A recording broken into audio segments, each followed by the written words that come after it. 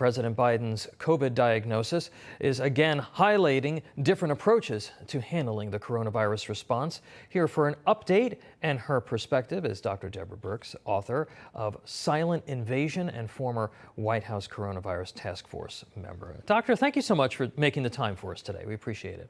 Glad to be with you. So first, Doctor, before we get to the president, we've had a little bit of breaking news this morning that the WHO is declaring a global health emergency over monkeypox. Talk to us a little bit about this. We are hearing from certain corners of our politics and from certain outlets a lot of talk about monkeypox. I think that there are some folks who would love to see kind of a COVID 2.0 in advance of the election for political purposes. But the combination of all of that is that it's scaring Americans. And they're wondering, is this like COVID? Are we going to be facing some sort of other major public health crisis? Talk to us and give us some proper perspective on this.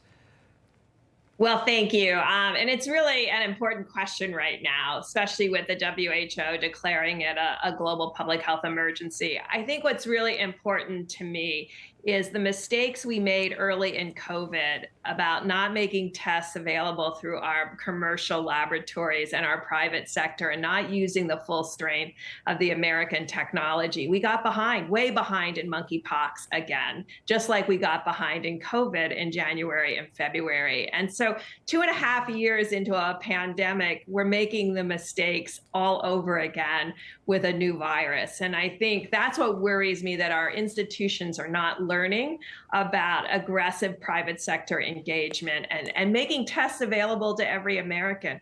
Second, Doctor, can I stop you for a second there? Because I just want to make sure that we're clear here. You're not suggesting that every American needs to go out and get a test for monkeypox, right? Absolutely not. We knew what population needed to be tested. It was our LGBT community. Okay. And we should have been making tests available. Now it's spread beyond that community. And it did that because this virus, like COVID, is contagious before people have those lesions. And the only way they can find it is through testing. And so that community would have been very willing to test. But they weren't given access to tests until a couple of weeks ago. And they weren't given access to the vaccine that should have been in our stockpile. Remember, monkeypox and smallpox are very closely related. So if you're over 50, you most likely had a smallpox vaccination, and you are protected from monkeypox. So it's nothing like COVID, where the entire population was naive, where we didn't have a vaccine. What's upsetting to me is we have the technologies and tools to make this into a very contained outbreak, and we're not utilizing any of those tools from vaccines to testing.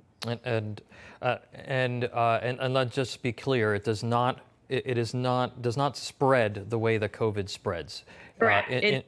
It's not spread through aerosols in rooms. Right. You have to be in very close contact with a person. All right. Let's move on to COVID. We're all pleased the president's condition is improving. There's been some criticism that he was irresponsible during his foreign trip recently, and that kind of put him at risk. Is that a valid criticism at this point, given the treatments that we have, given the fact that there are plenty of people his age that live normal lives, and he does take precautions? You know, my bottom line is, and most importantly to your audience, is I hope everybody has access, which they do not, to what the president just had. I heard in their press conference saying these tools are available to every American, but they're not. Americans today across the South that live in rural areas are being exposed to COVID, and they don't have immediate access to testing and Paxlovid at all. So, you know, they don't have primary care physicians. There's no health care there in many of our rural areas. And I think what the president illustrates is if you have immediate access to tests and a primary care physician with COVID, you can do quite well, no matter your age. Right. But all Americans, about 20% of America, doesn't have access to what President Biden had access to. So if you live in urban areas or suburban areas, you probably can get tests and Paxlovid. If you live in the rural South, where the pandemic is right now in its current surge, you don't. Doctor, you know, when it comes to COVID, and how we handled it. You know, the White House press secretary this week sort of dismissed questions about how he may have gotten the COVID, and she said this. I just want to clarify, can you say exactly when he started feeling mild symptoms? I cannot say. Where exactly was the president infected? Where was he infected? I don't think we know. I certainly don't know if you have any thoughts on that. Look, I don't think that matters. And she seemed to dismiss the idea of contact tracing. After we spent billions of dollars on those programs, and people were coerced to give personal information of family members and friends and colleagues to government call centers, and who knows what was done with that information. Was the idea of contact tracing a virus over long periods of time that was infecting tens of millions, 100 million, 150 million, big percentages of the population? Was that an overreaction in hindsight to some degree? So in 2020, when we didn't have any tools, and your only tool is behavioral change to keep people from dying, you have a different response.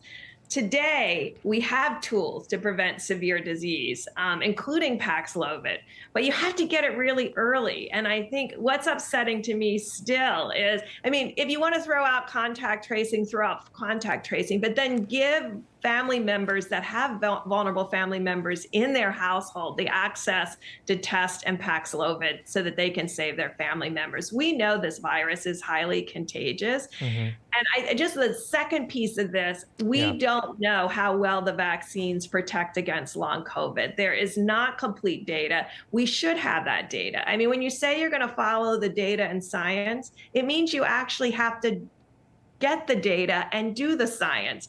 And sometimes we use these as slogans, and we're not doing the hard work to really understand long COVID, the late diabetes, the late brain fog, the late cardiovascular effects. There's a chronic part to COVID that 2.5 years in is still not understood, and it should be in the United States. We have the capacity to understand these things, but we're not utilizing data and science to actually do what you're talking about, letting people go along their normal lives and protecting the people still that are extremely vulnerable. Yeah, and it's about risk stratification, which is something that it doesn't appear that public health was really focused on, and still isn't focused on to one degree or another. And I want to talk to you about that the next time we have you on the show. Dr. Deborah Birx, thank you so much for being with us. Thank you.